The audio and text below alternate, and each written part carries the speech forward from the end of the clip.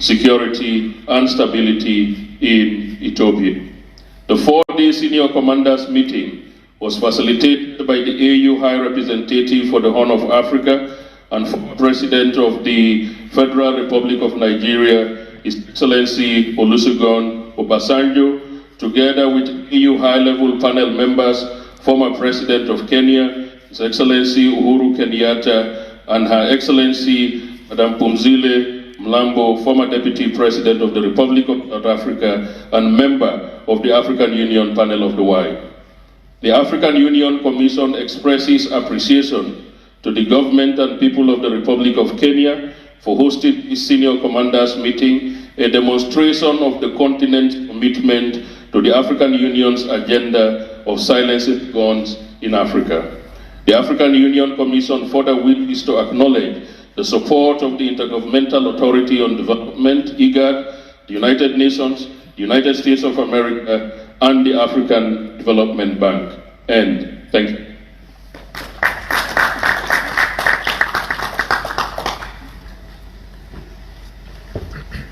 Excellencies, without further ado, this brings us to the end of the signing ceremony for this very important declaration.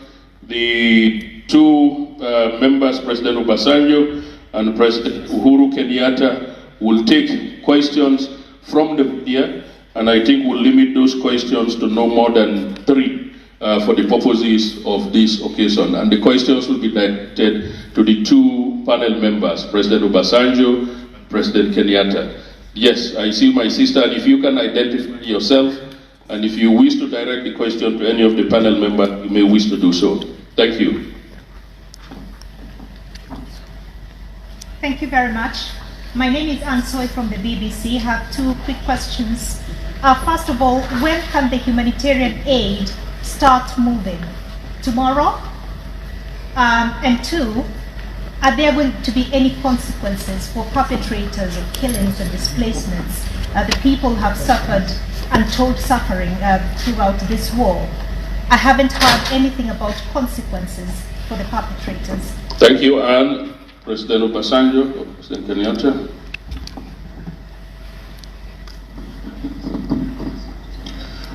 Thank you very much, my dear sister.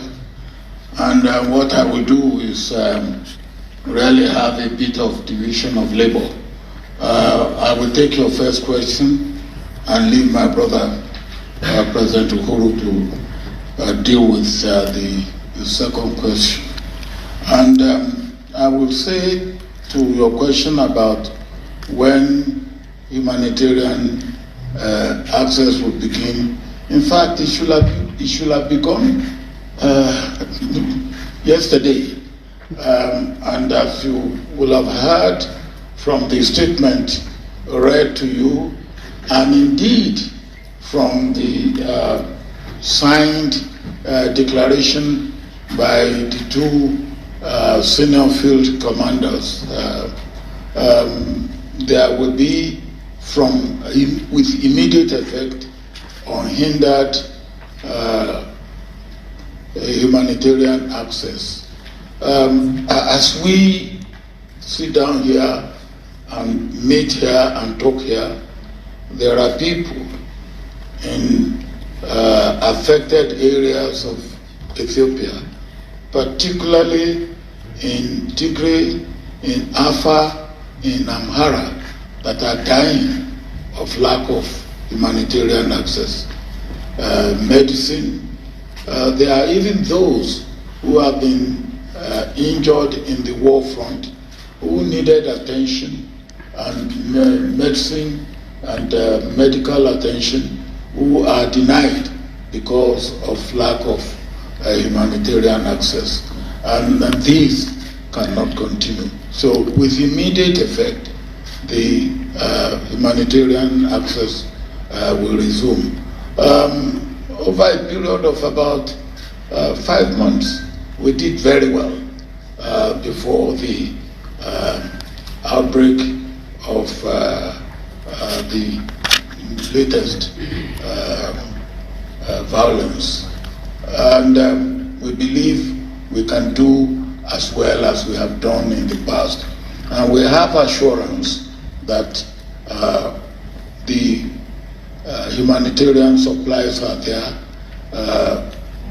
There are those that can go by immediately by air, but the bulk of it, and that is the way to go, the bulk of it will go by road. And we have also streamlined what should be done in terms of checking. There will be check at the point of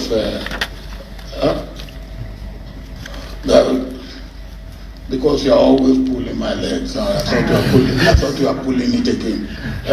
There will be check at the port of embarkation, and then at the point of discharging of materials. There will be security as may be required by the humanitarian agencies and workers, and of course the declaration that my two brothers have signed and have exchanged contain all these provisions so that humanitarian access can begin with immediate effect. Thank you, President. I think the only part two had to do with the issue of accountability. And I think I just want to go back to what President Obasanjo said. Our first and key priority was, number one, to silence the guns. Number two, to ensure immediate humanitarian access to the people of Tigray, to the people in the surrounding regions, but to all the people of Ethiopia, to end the suffering that has been occasioned as a result of this war. But Madam, if you will recall, and you have taken a look at our document that we signed, the agreement that we signed in South Africa, we did, in that main agreement, go through the issue of transitional justice. But that is a process that can only follow once the guns have fallen silent and once we have dealt with a humanitarian crisis. Furthermore, even in this document, we have made a reference once again to the security of the civilian population, mainly women and children. And in this document also, it has been explicitly made out and laid out that there shall be severe sanction on anyone who will commit atrocities against civilians.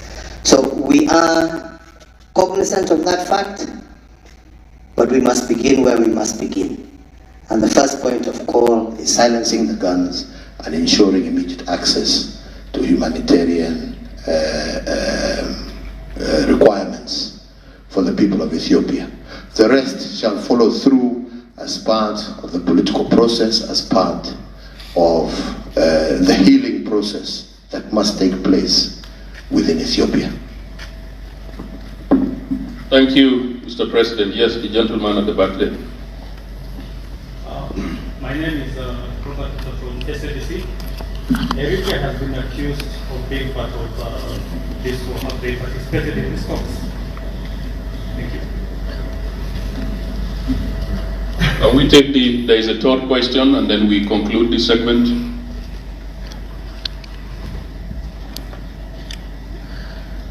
I see none, so Excellencies, can we? We are not here to talk about any particular country this way or that way. We are here to talk about the peace of Ethiopia and all the issues that concern the peace and security of Ethiopia have been addressed by the parties, and I think that's all I need to say about that. This is not about talking about this person or that person or this person. This is a question of silencing the guns and all the issues appertaining to silencing the guns, access to humanitarian needs, rebuilding Ethiopia have all been taken into account, as well as safeguarding the sovereignty and integrity of the nation state of Ethiopia. So I think that's what I can say about that. Thank you, Mr. President, and I think with your permission, may I request you, Mr. President, and others to really give a round of appreciation to the people of Ethiopia for the major step that they've taken this afternoon. Congratulations. And I would also like you to join me to thank our two elders, General Obasanjo and former President Uhuru Kenyatta, for the stellar work that they've done.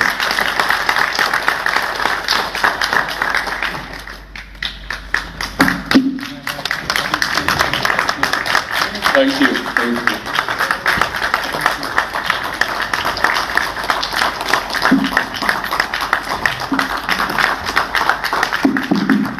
I don't want you to get away with wrong impression.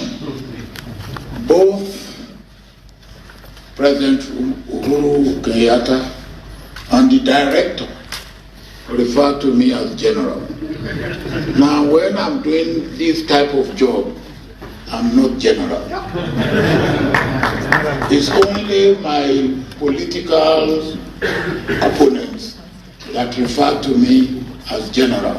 And I know where President Uhuru Kenyatta, I will know on which side he is. No, but he's my chief, you know, so I don't have a big problem with that. So thank you very much. Thank you. I would also like to thank our partners, the government of the United States. We would like to thank IGAD, the African Development Bank, and others. Thank you very much.